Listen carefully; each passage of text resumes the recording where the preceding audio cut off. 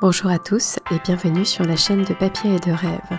Je suis Ursula et aujourd'hui je vais peindre avec vous un bouquet. Alors vous pouvez voir juste un tout petit bout de mon bouquet dans le cadre de ma vidéo en haut à droite. Il s'agit donc d'une tête d'hortensia accompagnée de quelques chardons bleus. Les hortensias peuvent paraître un petit peu difficiles à peindre vu la quantité de petites fleurs assemblées dans cette grosse boule, mais en fait il n'est pas nécessaire de peindre toutes les fleurs une à une, seulement donner cette impression de multitude et ça ira très bien. Je commence donc cette aquarelle de manière très libre et très floue. Je pose mes couleurs en grands aplats, donc du rose, du vert, du bleu.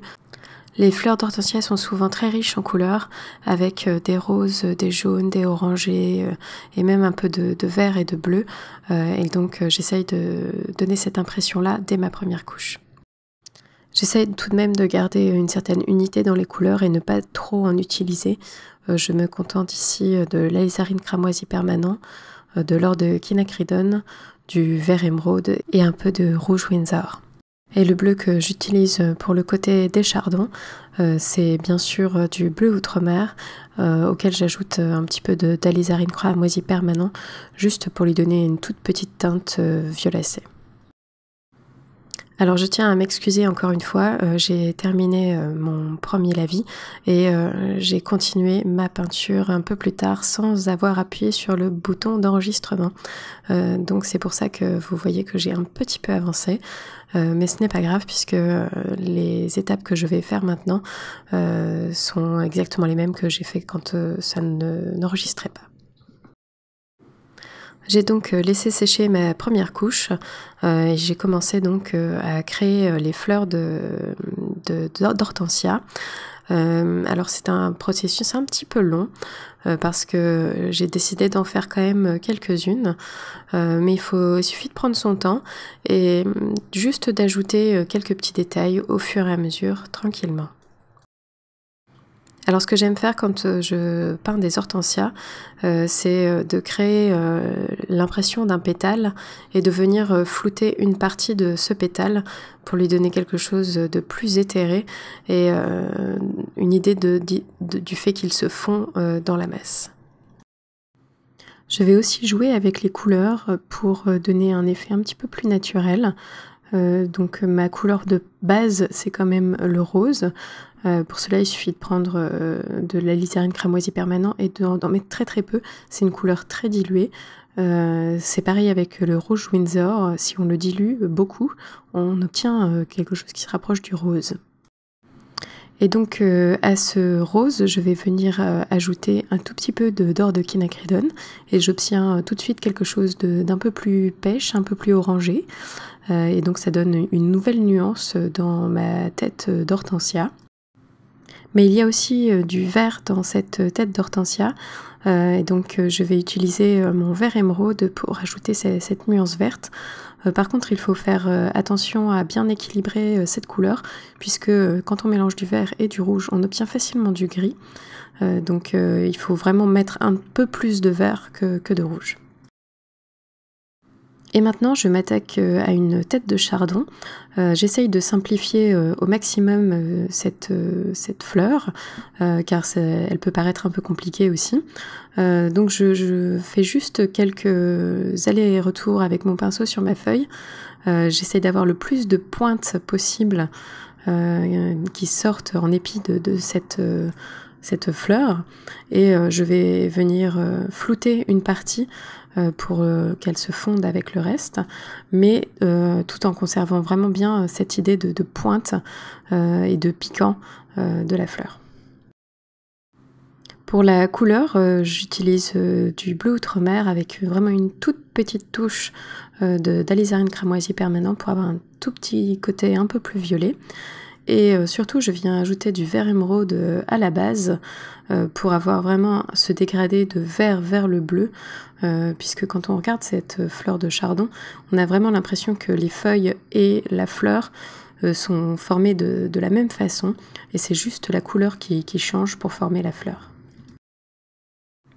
Alors mes deux chardons vers le bas seront plus détaillés que ceux vers le haut. En fait, au fur et à mesure où je vais monter dans ma feuille, je vais les faire de moins en moins détaillés pour donner une sensation de dimension, d'éloignement, et pour concentrer l'attention du spectateur vers cette hortensia et ces chardons qui sont juste à côté. Je le dis souvent, mais je vais encore me répéter, on n'a pas besoin de beaucoup de détails en fait pour comprendre une image. Il faut vraiment faire confiance à l'œil du spectateur qui va combler les trous et créer sa propre histoire avec notre image. Et maintenant, je vais ajouter petit à petit encore une nouvelle couche de fleurs, donner vraiment du volume à cette hortensia et donc continuer de construire mon image petit à petit. Et pendant que je fais donc ces quelques petits détails, j'en profite pour vous dire que ma chaîne a plus d'1 an déjà, j'ai raté le coche, ça fait 2 ou 3 semaines que j'ai commencé à faire des aquarelles une fois par semaine sur cette chaîne. Et au début, c'était un petit peu comme un défi et en fait, ça me plaît énormément. Et c'est pour ça donc que je continue. Et ça me permet aussi d'avoir comme un journal de mes créations, de ce que je fais jour après jour ou semaine par semaine. Et je peux voir comme ça que j'ai vraiment... je me suis beaucoup améliorée, sans vouloir me jeter des fleurs. En tout cas, si je reviens en arrière sur les vidéos d'il y a 1 an, je vois que j'ai fait beaucoup de progrès et ça m'incite à vous dire que, ben voilà, en travaillant un petit peu régulièrement, on fait des progrès et c'est que par essayer et pratiquer qu'on fait des progrès et c'est à la portée de tout le monde. Et d'ailleurs, si vous avez des questions sur des techniques ou des demandes particulières de sujets ou n'importe quoi, n'hésitez pas à m'en parler dans les commentaires et j'essaierai de faire une vidéo à ce sujet, peut-être si c'est possible et si je m'en sens capable. En tout cas, je suis là pour vous aider et pour transmettre ce que je sais, donc n'hésitez pas. Mais revenons à cette vidéo du jour. Comme vous pouvez le voir, je n'ai pas du tout changé de pinceau durant cette aquarelle. Je suis restée avec mon gros pinceau en petit gris. C'est vraiment pour ça que j'aime ce pinceau, c'est qu'il est très versatile et qui permet de faire des grands aplats de couleurs, mais on peut aussi faire des petits détails et des choses relativement fines avec. Pour moi, c'est vraiment un pinceau idéal pour débuter. Et parlons maintenant du matériel utilisé. J'ai donc utilisé ce pinceau Escoda Aquario numéro 18. Et pour les couleurs, j'ai donc utilisé du bleu outre-mer, du vert émeraude, de l'or de quinacridone, de l'alizarine cramoisi permanent, du rouge Windsor,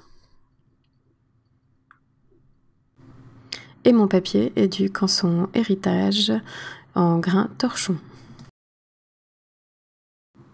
Et toujours, j'ajoute quelques détails, encore et encore et encore. C'est ce qui va donner cette impression de profusion de fleurs sur la tête d'Hortensia. Ça a été une aquarelle très agréable à peindre parce que d'abord j'aime beaucoup les hortensias et ça a été l'occasion d'avoir un joli bouquet à la maison pendant quelques jours et ça c'est toujours agréable. Et donc à la fin, j'ai une aquarelle plutôt réussie, je trouve.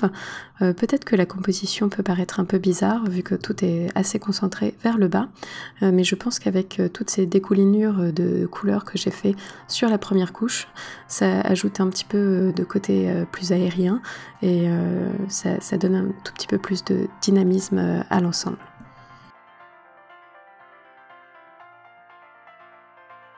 Et cette vidéo est à présent terminée, merci de l'avoir regardée, j'espère qu'elle vous a plu.